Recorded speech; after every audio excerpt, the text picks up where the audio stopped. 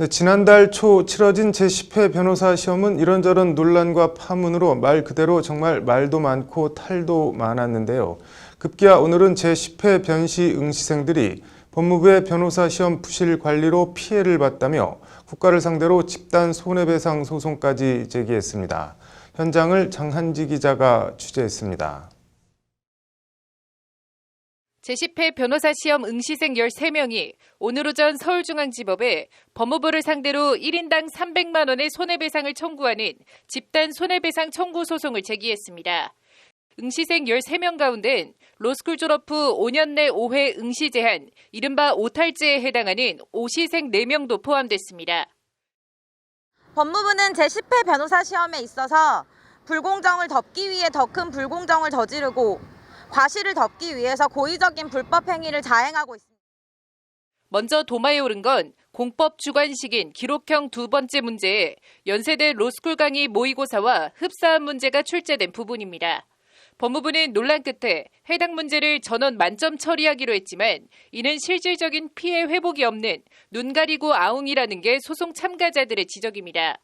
공법 기록형은 2시간 안에 주관식 2문제를 푸는 시험인데 한 문제를 미리 풀어봤는지 여부는 다른 문제에도 연쇄적으로 영향을 미칠 수 있다는 겁니다.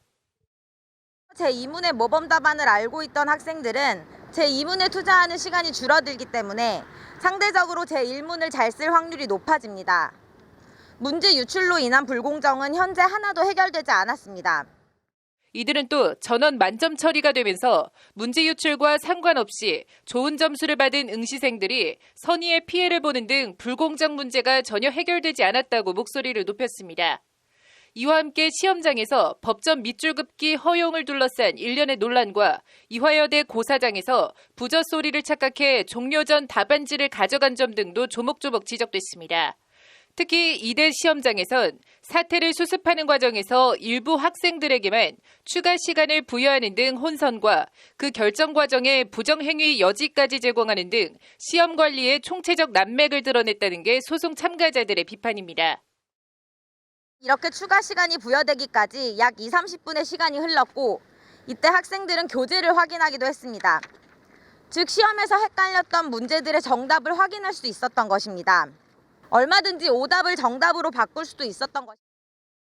소송 참가자와 대리인단은 1인당 300만 원 청구는 상징적인 액수이고 법무부가 제10회 변호사 시험에서 발생한 불공정과 문제점들을 해결할 수 있도록 실질적인 대책을 마련해달라고 강력하게 촉구했습니다. 법률방송 장한지입니다.